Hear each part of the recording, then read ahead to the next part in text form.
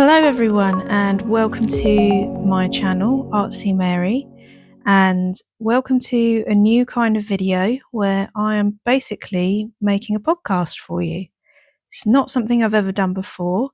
I bought myself a little microphone, so hopefully you can tell the difference from my regular voiceovers, that hopefully the sound quality is a little bit better than my phone. But yeah, I just thought I'd do something a little bit different today. We're going to be talking about a couple of things that I've just written down in my journal, things that I think might either interest you or might be about me, um, and just a little bit of a get to know me as a first podcast session. So, my very first topic of discussion today is how I started art classes. So, I started art classes, it'll be probably about 10 years ago now. So, I'd say I've got a fair wealth of experience. I started them in a place in Essex in a community centre, and they did not start, altogether well. I would say it took me quite a while to build up the kind of audience that I wanted to get and the amount of people that I was sort of comfortable running it for. So to begin with, I charged £5, which is entirely too cheap and not sustainable, but I just wanted to hook people in to begin with. So I'm going to talk a little bit about money, where to host classes, what your hook could be, and what is it that you actually want to get out of teaching an art class for anybody that might be interested in doing this. So first of all, how I came to the decision to start art classes. What was the purpose for me that I actually wanted to run these art classes? And for me, it was because I'd just come out of university. I was feeling a little bit lost and I didn't know what to do. I had many jobs at the time, but only one of them was sort of artistic based, and that was working in a gallery. So I really wanted to kind of use all of this information that I'd gotten from, all my tutors and all the people surrounding me, especially all of the physical things, like making sculptures um, and drawing and painting and things. So I wanted to impart a bit of knowledge and also make a profit from it, because I wanted an art career straight after, leaving university. So I originally named my art class Contemporary Art Class. I don't know, I think I was feeling a little bit like it had to be um, a bit more modern. It had to set people's expectations right, in that, we weren't going to just be doing watercolors of boats. We were going to be kind of looking at lots of different things. So the way I run them now is I do 2 sessions per month, so fortnightly, and we look at one particular topic. So for 1 month, it might be lino printing. For another, it might be acrylic painting. For another, it could be textiles. Because I am a bit of an ADHD hobbyist and can't decide what my favourite things are to do. So, that's how I like to run the art classes, and that's why I think people that I have now stay, because they do want to learn new things. And I could run an exclusively watercolor session, but I think I would get bored of it, and I think other people could potentially too. So in terms of money, I now charge £14 a session, and it's an hour and a half of art making. So I think that's really reasonable. And it suits me though, because I realise I'm not sort of teaching on a super in-depth level. I'm not getting down to the nitty-gritty so much, like so for instance, if you are doing entirely watercolor painting art classes, you might be able to go into washes one week and spend the entire session doing that, whereas I'm kind of going through quite a few techniques in one go, in order that we cover a lot and can move on to a new subject. So, depending on what you're planning on teaching, you might want to slow things down a bit. So in terms of the money wise, the hall costs me £16 an hour to hire. So I need at least 3 people to make up the difference, between making a profit and losing money. And I can say now that I'm at a comfortable level where that's only happened once or twice throughout my entire 10 years. In terms of where to host your art classes, I would say be on the lookout for things like community spaces. Galleries are usually quite open to you hosting an art class there. It depends how big the gallery is, of course. Like, I wouldn't necessarily approach Tate Modern to do this, but we've got like some small local galleries where I live, and people host art classes in those. And I currently use a sort of little community hub in a station, which is great. And then when I was running them in Essex, I did run them in a community centre. And I have in the past run sessions in church halls.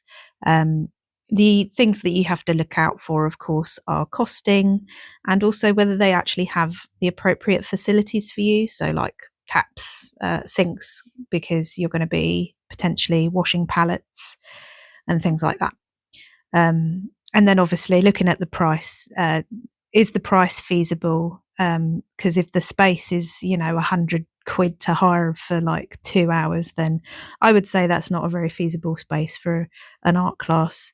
You want to be able to pay for your materials as well as pay for the hire space as well. As well as booking the space for the time that you are creating, it's also important to book the space for a little bit of additional time, because you've got to remember to pack up and put things away. So I actually get the space for 2 hours, and then we work for an hour and a half, so that we've got 15 minutes at the beginning and the end of each session to pack away. So don't neglect that, because you could be in a situation where there's a class straight after yours and you need to get out of there so that the person who's in next has time to set up for their own class. So you don't want to be sort of encroaching on anybody else's time. So yeah, you just have to kind of factor that into your teaching a little bit and try and sort of pack away promptly and get going swiftly as well. Sorry, I just had a brief interlude where my husband came downstairs, and also my cats decided to start running about and causing a ruckus. So a little blip there. But anyway, my last little point on art classes is what to expect. So for me, I had a very slow start to my art classes. I wasn't really using social media or many other things other than posters to advertise and word of mouth. But slowly but surely, it did actually garner some more people to come along to the art classes. I would tell, people who did come to bring along a friend, and, I'd do deals like, that would be half price if you bring along a friend, or I'd say if you book out sessions in advance, I'd knock off like, some money here and there. So that was a good way to get more people involved. Um, Another thing that you can maybe expect is a little bit of negative feedback, or maybe somebody not enjoying the class as much as uh, the other members. I've only had to deal with this like once or twice, and it wasn't a big deal, but you are dealing with members of the public, so you may come across, some uncomfortableness like that. So take on board what they say to you, though. Don't ignore some. So maybe like don't ignore them. Don't sort of just dismiss it and say, "Well, I'm perfect." I do think it's important to look at yourself and what you offer, and see if you can change anything to make it better for all involved. But I am of the opinion that the customer is sometimes right. So sometimes they'll be spot on. Yeah, maybe you didn't explain a process well enough, or maybe it's just that they didn't enjoy that particular thing. They are trying something new after all, and it might not be for them. So I'm going to end it there and move on to my next segment. But if anybody comes up with any questions in the future about starting their own art class, I'd be happy to answer those, because I've got a lot of experience now, and I think I've got a lot of things that I could further elaborate on and let you know. But yeah, thanks for listening to that bit. On to the next. So my little next section is talking about YouTube and where I'm sort of going with this whole YouTube business. I I'm mostly a consumer of YouTube, honestly. You know, I've got quite a strange algorithm. I think it's all over the place because I'm interested in lots of different things. Uh, Mostly what I consume on YouTube is funny animal videos like the dodo, trashy celebrity gossip, which is like a guilty pleasure because I'm not really interested in it, but it's kind of like white noise at this point, something to listen to whilst I'm cooking the dinner. Um, what else do I watch? I quite like listening to a spooky story or something on YouTube. That's fun. Or listening to sort of long form video essays on like horror films and things like that. Trying weird foods, weight loss advice, artist vlogs, of course. I watch lots of artist vlogs and podcasts because that's really what got me inspired into giving it a go myself, sort of showing people what I get up to and how I make art and what kinds of art I make. Um, so that's my little segment on YouTube. Not very long. But yeah, on to the next one, I guess. So my next little topic is communication styles. This is quite a random selection of things I realised for my first podcast episode, but I just thought I'd pick them out of a hat, basically. But I find communication style quite interesting, and I notice it more now that I work in a school and my husband works from home. So we've got quite different kind of working environments, and I find it interesting that when I come home from a long day of a lot of interactions and many questions from all sorts of people, um, that I need kind of quiet, dumb time where I just kind of almost want nearly silence or just listening to a podcast or listening to some music where I sort of don't really think about anything. Whereas my husband, who hasn't interacted with anyone all day, wants to wants to talk and kind of, you know, dissect the day a little bit before we kind of go into our evening. So sometimes I'll just have to sit him in a room for a bit whilst I start the dinner or something and just kind of have no interaction. Then we'll kind of talk after dinner. It's very sweet. He just wants to talk to me and I love that. And but I need like a sort of a little period of nothingness before I go into my evening because I find it quite hard to switch off from a busy day. I need sort of some time. And the car ride home is pretty good for that as well, to be honest. But let me know sort of how you feel about sort of communication and what it's like for you maybe within relationships and stuff because um, dynamics are different, you know. But I find it hard to interact with people constantly. I think that's probably the introvert in me, and I really enjoy time that I have all to myself because it's a rarity now. But especially as you know, because of my jobs, because of my job, my big girl job at school, and then my my art business on the side. I'm talking to people all the time. So yeah, that was a short segment, but and I didn't really talk very much about communication styles. I just spoke about how I like to be silent. But yeah, let me know if you are the same. Next section. I've got as my last sections kind of my ADHD hobbyist mindset, but it sort of leads into games and the games I like to play. So for my last little bit, I I thought I'd talk about the hobbies that I like to do and how lately I've been feeling a little bit overwhelmed by them, um, which is funny because hobbies are supposed to kind of let you switch off and enjoy your free time. But because I have so many, I often find it hard to choose what to do first. And as well as that, my hobbies intersect with my business quite a lot. So I like to draw and I like to crochet, and these are both things that I kind of present as products on my stalls when I do markets and things. So there is like sometimes a little bit of pressure behind them. Um, so anyway, let's talk about all the different hobbies that I like. Firstly, my main one is probably drawing and painting, creating artwork.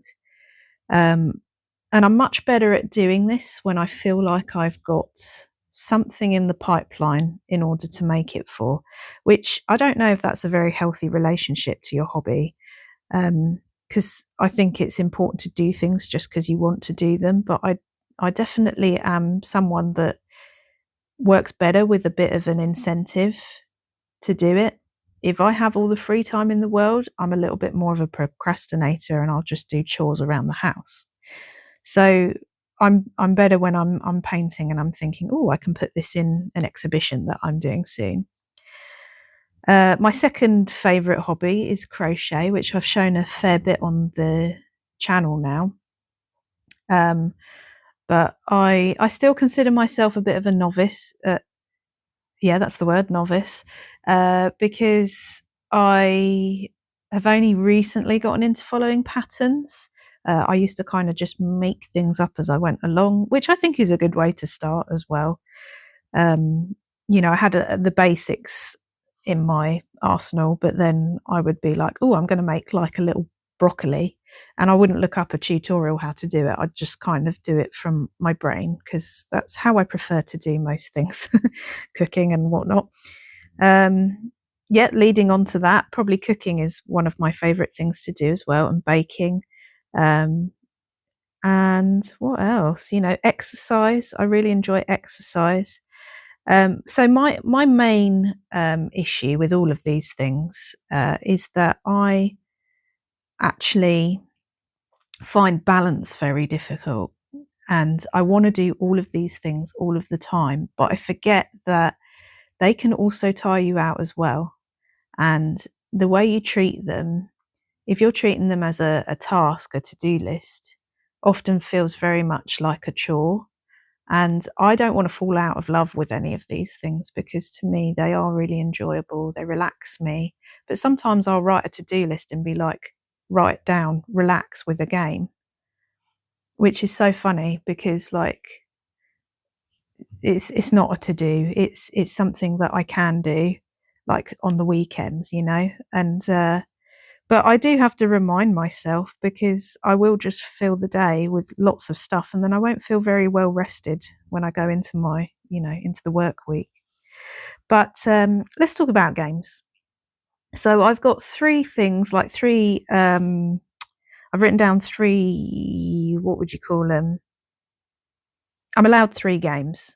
And one has to be an ultimate game um, that I could play forever or take to a desert island. It's the only game that I'm allowed, basically. So the ultimate game for me is Skyrim.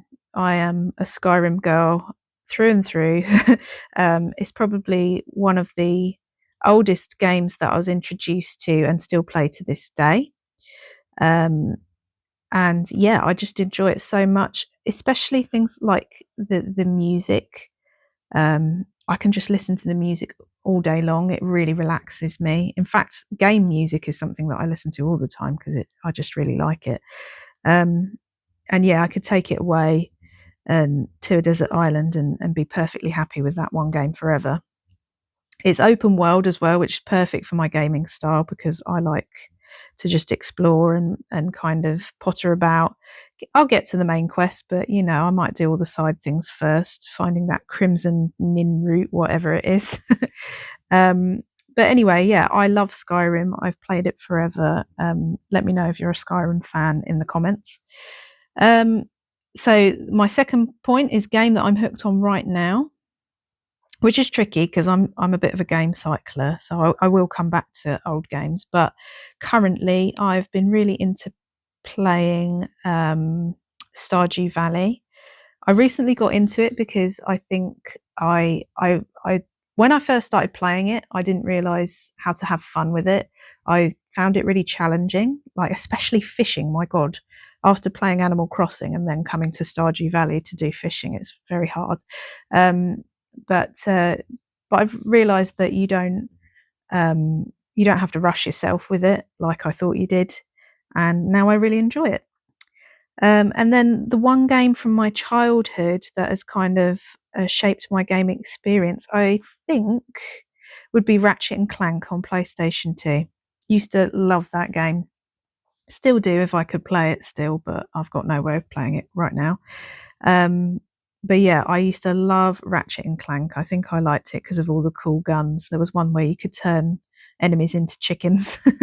um, and yeah, it's kind of like the mix of sci-fi and kind of open worldy style. I mean, there is clearly a start and an end to each level, but I really loved it. I love that game.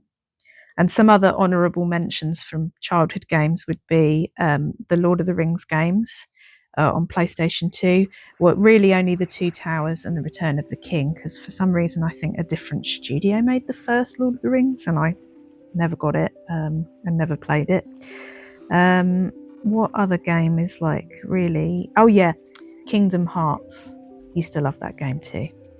Thus ends my podcast rather abruptly, but I have come to the end of my list of topics to talk about. I hope you enjoyed this first episode whilst I just kind of got on and made some things.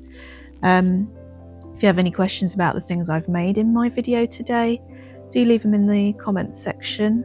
I think I just made a commission piece of crochet, like a little animal for a friend, and I painted a picture of some primroses, I believe, because they're one of my favourite flowers, but I've got a really bad memory for flower names. But anyway, that's what I did in the video. I hope you enjoyed listening.